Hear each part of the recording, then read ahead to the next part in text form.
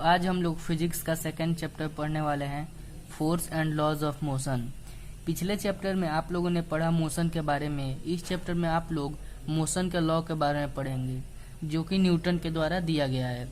Newton ने 3 law दिए थे मोशन का।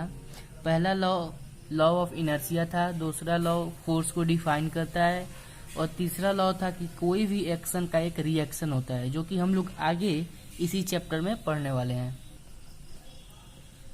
तो इस चैप्टर में सबसे पहला हमारा सब टॉपिक है, वो है फोर्स। तो फोर्स होता क्या है? तो फोर्स एक ऐसा एजेंसी है जो कि किसी भी ऑब्जेक्ट का स्टेट चेंज कर सकता है। मान लीजिए कोई भी ऑब्जेक्ट रेस्ट में है तो वो इसको मोशन में ला सकता है। किसी भी ऑब्जेक्ट पे आप कोई धक्का देंगे यानी एक फोर्स लगाएंगे तो वो मोशन में तो आ ही जाएगा ना। और किसी भी रेस्ट ऑब्जेक्ट का हम लोग फोर्स के द्वारा स्टेट चेंज कर सकते हैं, और किसी भी मोशन में जो ऑब्जेक्ट हो उसको हम लोग फोर्स के द्वारा रोक सकते हैं।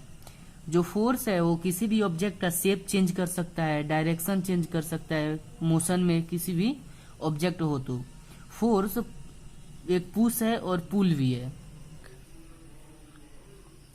अब ये पुश और पुल कैसे है? तो मान लीजिए एक ऑब्जेक्ट हो, उस पर हम लोग धक्का देंगे तो ये पुश करना हुआ। अब किसी भी ऑब्जेक्ट पे धक्का देंगे तो कोई फोर्स लगेगा ना। तो जब किसी भी ऑब्जेक्ट पे धक्का देते हैं तो उसको फोर्स लगता है, तो फोर्स पुश हो गया। और किसी भी ऑब्जेक्ट को खींचेंगे तो भी कोई फोर्स लगेगा। तो इस तरह से फोर्स एक पुल भी हो सकता है।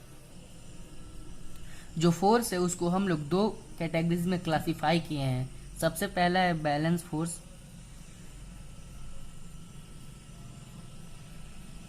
और दूसरा है अनबैलेंस्ड फोर्स।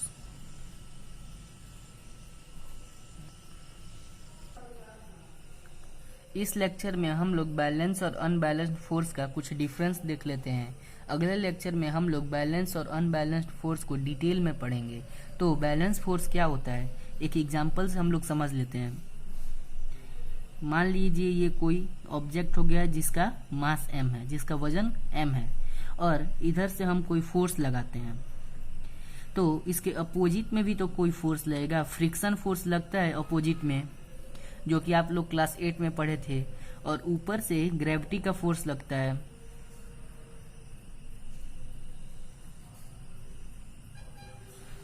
और ग्राउंड जो है वो ग्रेविटी के अगेंस्ट एक फोर्स लगाता है, जो कि हम लोग न्यूटन थर्ड लॉ में पढ़ेंगे कि कोई भी फोर्स लगता है तो उसके अपोजिट भी कोई फोर्स लगेगा। तो जब ग्रेविटी फोर्स ऊपर से लगेगा तो नीचे से भी कोई फोर्स लगता है, जो कि ग्राउंड के द्वारा लगाया जाएगा। तो इधर से जो फोर्स लगेगा और इसके अपोजिट जो फोर्स लगेगा, ये दोनों कैंसिल हो जाएगा। और जो ऊपर से फोर्स लगेगा और नीचे से फोर्स लगेगा, ये दोनों भी कैंसिल हो गया। तो इन चारों मिलके जो फोर्स हुआ वो 0 हो गया। तो इससे जो फोर्स होगा वो बैलेंस हो जाएगा। लेकिन अनबैलेंस्ड फोर्स के केस में ऐसा नहीं होता है। इन दोनों के बीच यही डिफरेंस है। नेक्स्ट लेक्चर में हम लोग बैलेंस्ड फोर्स को डिटेल में पढ़ने वाले हैं।